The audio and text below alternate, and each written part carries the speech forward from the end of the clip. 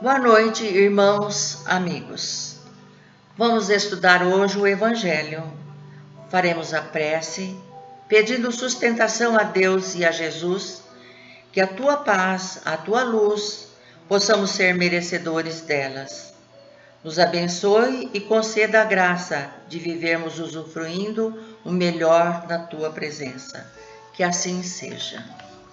O estudo de hoje será do capítulo 5, Bem-aventurados os aflitos. E o item é o 6º, Causas anteriores das aflições.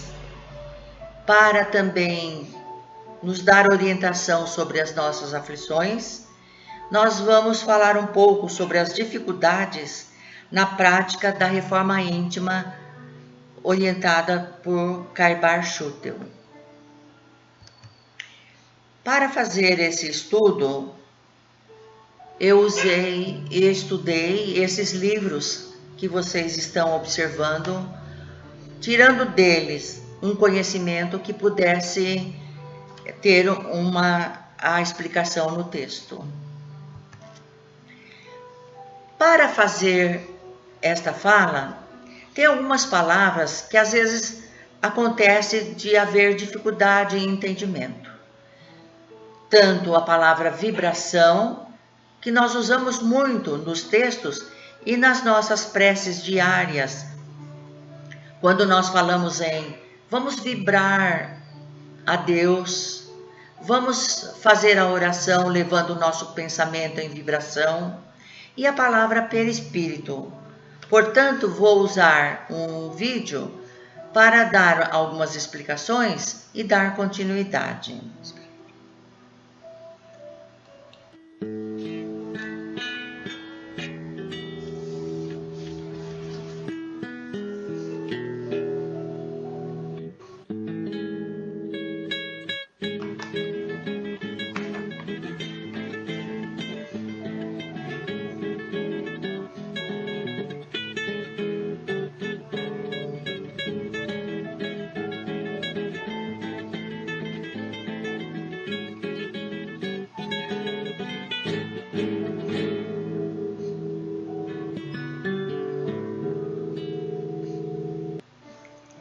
Neste vídeo, onde apresenta-se a afinação das cordas desse instrumento, mostrou bem a vibração dessas cordas. A mão transmite às cordas do violão uma energia. Esta energia fez as cordas vibrarem, movimentarem-se, formando uma sequência de ondas ao longo da corda do violão e saem em forma de som para a atmosfera, chegando e sendo captada por nossos ouvidos em forma de vibração. Observem quando a onda da corda se eleva, temos o que chamamos de cristas. Nas cordas mais grossas, as cristas das ondas são mais altas, mais longas e longe uma das outras. Nas cordas finas, as cristas das ondas são mais baixas e mais próximas uma das outras. Dependendo do diâmetro das cordas, diferencia-se o som e no conjunto dos movimentos a harmonia. Vamos transferir esta situação para nós, quando nós oramos em vibração. A mão vai ser substituída pela mente. A mente que vem do Espírito. A mente está no Espírito. A irmã Clara, do livro do Chico Xavier e André Luiz, Entre a Terra e o Céu, dá uma explicação interessante, dizendo: a mente é um incessante gerador de força que, por meio de pensamento, produz o som, a palavra. Então, a mente é geradora de energia. As cordas são os nossos pensamentos. Então, a energia da nossa mente aciona nosso pensamento, que sai em ondas vibracionais, direcionadas. Cada um de nós somos diferentes, como são diferentes as cordas do violão. Cada um de nós, direcionando o pensamento a Jesus, a mente nos dará energia para que se formem as ondas que saem de cada um de nós, com direção indicada, transportada pela atmosfera, pelo fluido cósmico. Assim como o som do violão chega aos nossos ouvidos harmonizado, nossas preces chegam harmonizadas ao Mestre Jesus, que elevam-nas em direção a Deus. Bem, o espírito encarnado é composto por uma tríade: corpo físico, corpo espiritual e corpo físico, como estão vendo na imagem aí. Para entender sobre perispírito, nós vamos ouvir e ver um outro vídeo.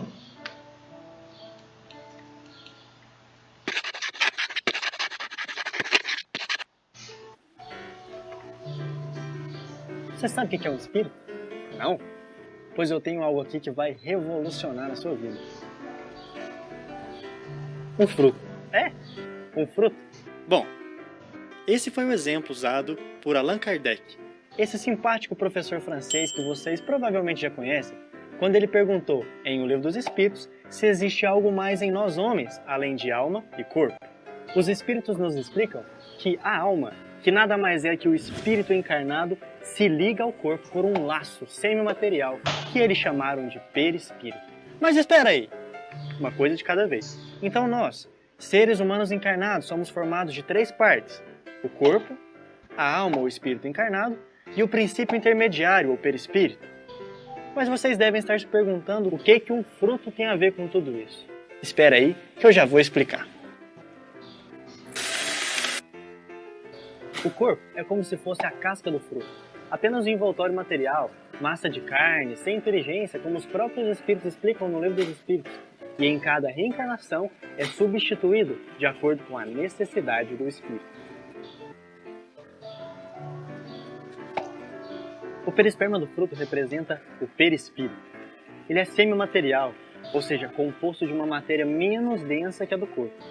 É por esse princípio que o espírito age sobre a matéria e vice-versa. A semente é o espírito, ser inteligente da criação, comanda o corpo através do perispírito. Essa separação foi apenas uma demonstração didática, mas é natural que o perispírito se desdobre durante os momentos do sono. Mas é assim que nós, espíritos, utilizando da matéria, vamos gradativamente evoluindo na escala espírita. Mas essa é uma outra história. Onde explicamos que nosso corpo é uma tríade na sua composição, vamos entender a localização do perispírito. Na explicação do vídeo, ele comparou nossa composição em camadas como de um fruto. No caso, ele apresentou um abacate: casca, perisperma e semente. A palavra perisperma é formada por peri, que significa ao redor, e esperma, que significa semente. Ele comparou o perisperma do abacate à camada verde clara, macia, que envolve a semente, com o nosso perispírito, de matéria sutil, que envolve o perispírito. O perispírito, então, é a camada intermediária do corpo físico com o espírito. Vamos ter, então, corpo físico, perispírito e espírito. Assim foi que Kardec associou as mesmas posições e deu o nome à camada intermediária do nosso corpo de perispírito. Então, espírito, centelha criada por Deus, todos seres simples e ignorantes, sendo individualização do princípio inteligente e propício à evolução. Corpo perispiritual, Kardec escolheu e foi aceito pelo Espírito da Verdade o termo perispírito, que nomeia o conjunto de corpos sutis que envolve o espírito e seguido de matéria universal adaptada em cada plano. Tudo que ocorre em nosso espírito, que é vibração pura, se reverbera na própria alma, no próprio espírito, levando essas vibrações. Corpo físico, como se fosse a última estação de nossas emoções. Ocorre o inverso também. Os órgãos dos sentidos recolhem as vibrações que reverberam através das camadas sutis, chegando ao espírito. Assim acontece pela disposição dos centros de forças e seus correspondentes plexos no corpo físico. Na figura, então, nós estamos observando, naquele corpo representando o perispírito com os círculos, está sendo representado os centros de forças, os principais, que ficam sobre as glândulas endócrinas, que nós vamos ver do outro lado, no corpo físico, os plexos. Esses plexos, eles estão no sistema nervoso e nessa concentração de linhas nervosas sobre as glândulas endócrinas. Então estão os correspondentes centros de forças. Nós vamos ver agora nesse vídeo a função dos centros de forças no perispírito.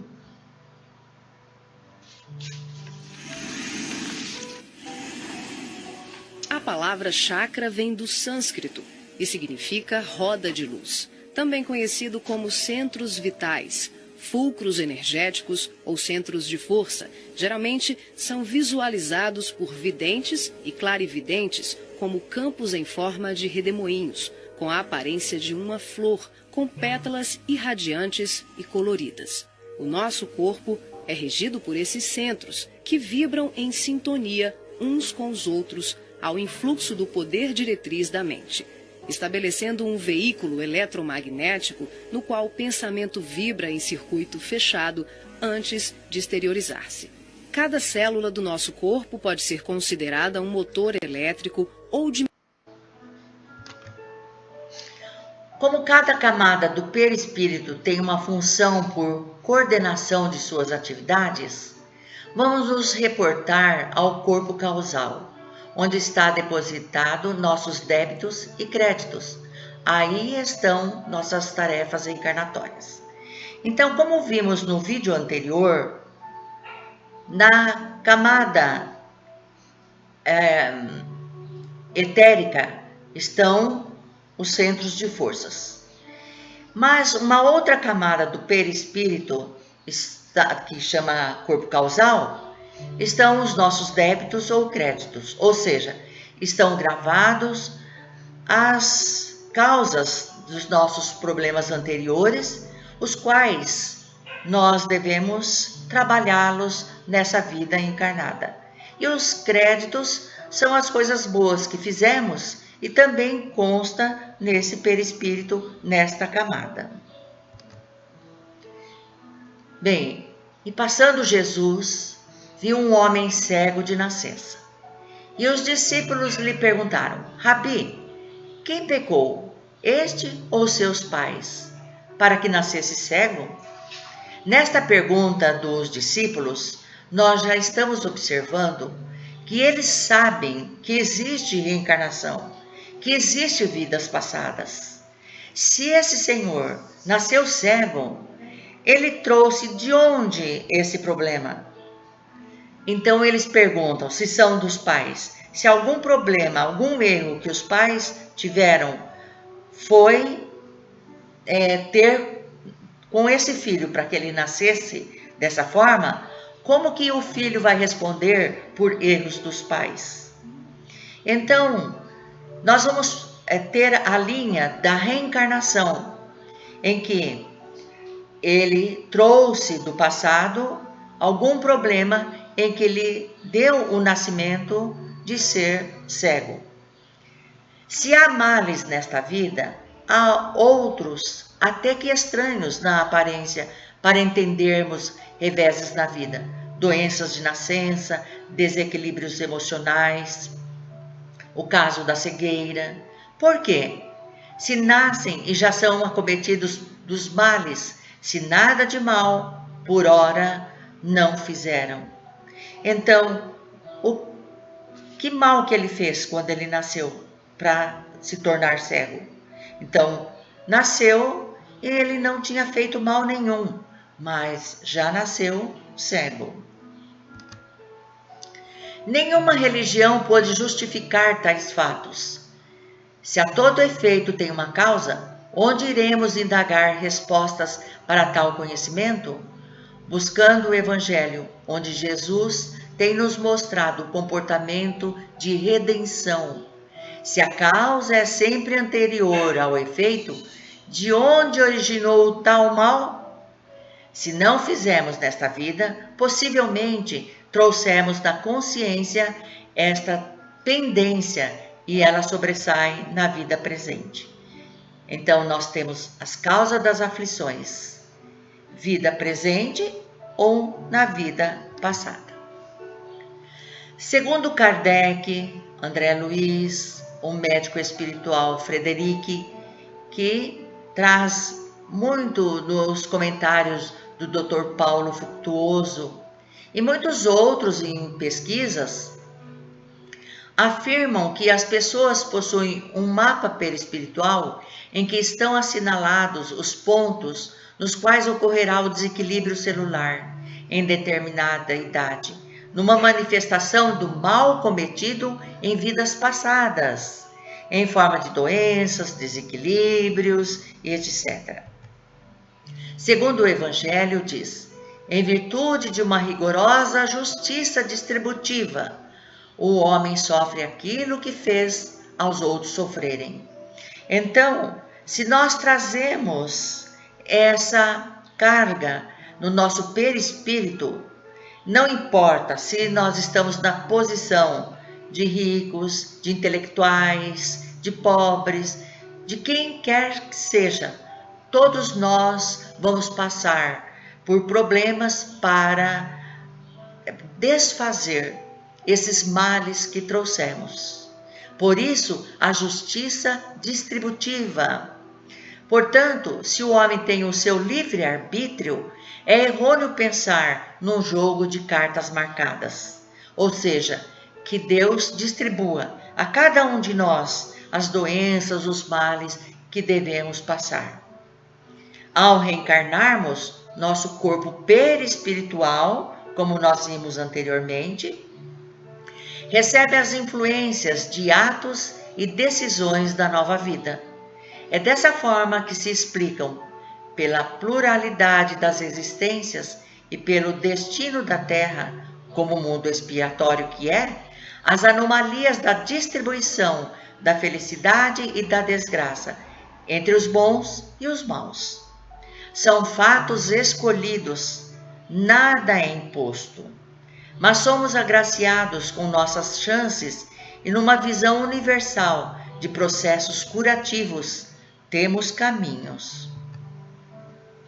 A confiança interior sempre será fundamental para alcançar o equilíbrio vibracional. Buscar tratamentos médicos, apoio psicológico e é indispensável a oração, visto a questão vibracional. Esse sentimento mobilizador para a cura tem nome: esperança. Estamos observando nas figuras a confiança que a criança tem em seu pai, assim como nós devemos ter essa confiança em Deus, em Jesus. Na outra figura, onde o solo árido, de lá surge a vida, bela e resplandecente, com permissão de Deus.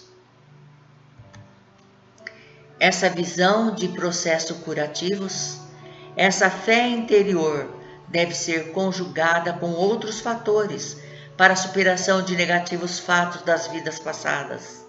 Se a doença, como ensina a espiritualidade, é uma forma de aprendizado Precisamos mudar a nossa forma de lidar com a família, com os amigos, engajamento com as ações de auxílio ao próximo, uma verdadeira mudança interior.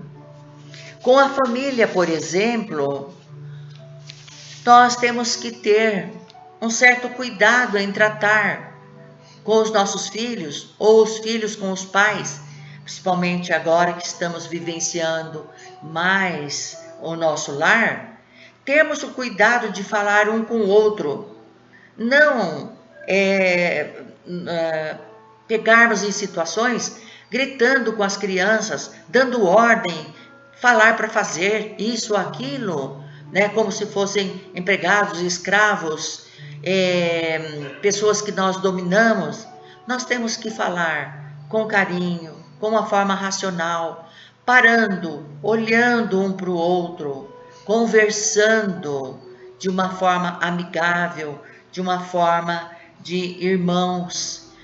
Tanto os pais para com os filhos, como os filhos para com os pais. A questão de andarmos dentro de casa, bater portas, bater objetos, tudo isso traz vibrações negativas no nosso meio ambiente. Precisamos mudar. Com os amigos, né? De que forma nós tratamos o nosso amigo? Podemos estar longe, mas o nosso sentimento vibracional tem que chegar a eles de forma com muito amor, com muito carinho, né? Auxiliar da melhor forma possível, nos engajarmos segundo as necessidades que cada um tem e estarmos ao lado, dando a nossa participação, uma verdadeira mudança interior.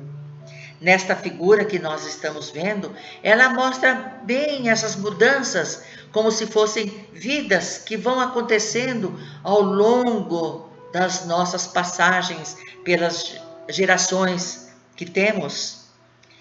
A lagarta, primeira de tudo, quando ela anda no meio ambiente, vai se alimentando, se nutrindo das plantas, das folhas, vai formando o seu corpo, vai se tornando adulta. E nessa fase de lagarta adulta, ela vai tirar do seu material, do que ela se alimentou, e vai fabricar um casulo, passando para esse casulo uma energia, um resguardo, e se fecha lá dentro, num preparo para a modificação do seu interior, para a sua melhora. E depois de um certo tempo, que aliás, tudo acontece num determinado tempo, nada de acaso, tudo tem a sua hora, o seu tempo. Sai a linda borboleta que tanto admiramos. Então, essa borboleta é o mesmo ser, lagarta, do princípio, mas ela sofreu reformas para sair bela dessa forma. Lembra Caíbar Schutel? O processo de reforma íntima desgasta e fere a altivez do encarnado. Por quê? Porque somos orgulhosos, mas é natural e até inconsciente. Essa reforma íntima não deixa de ser essencial e crucial na nossa jornada, porque passa o espírito no plano físico. Nossos pensamentos é que se aproximam ou nos afastam de Deus.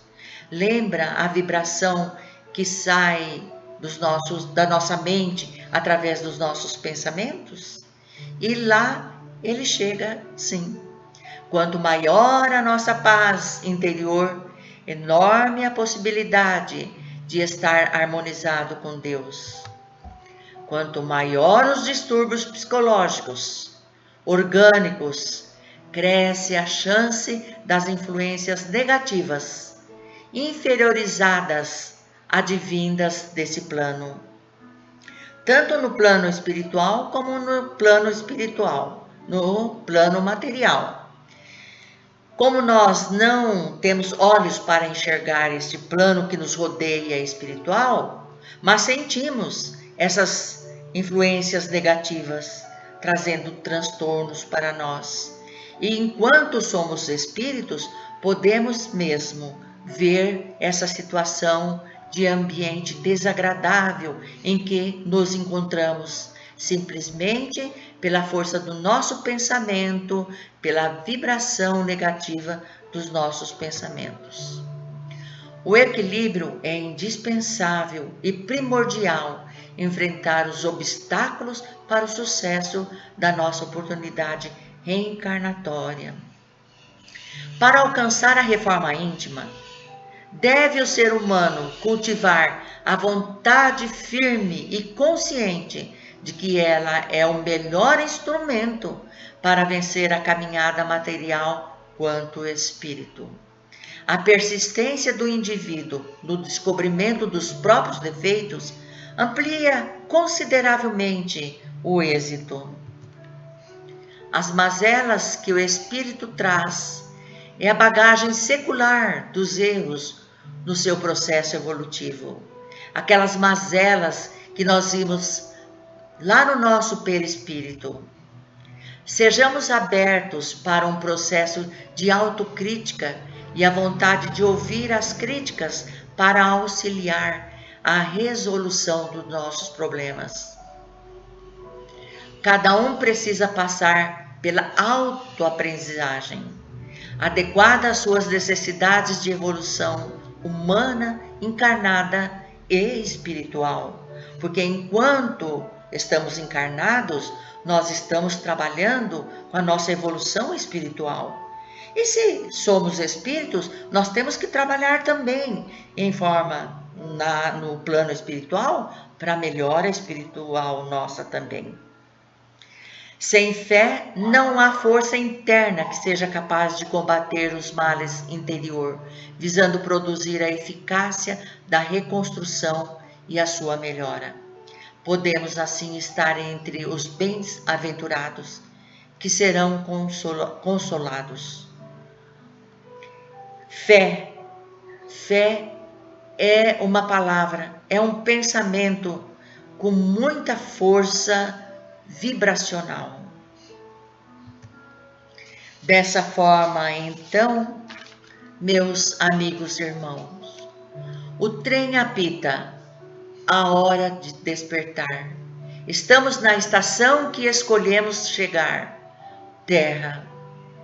Tiramos da leitura feita do livro pelo Davi Leisenberg, O Imortal Caibar Schutel.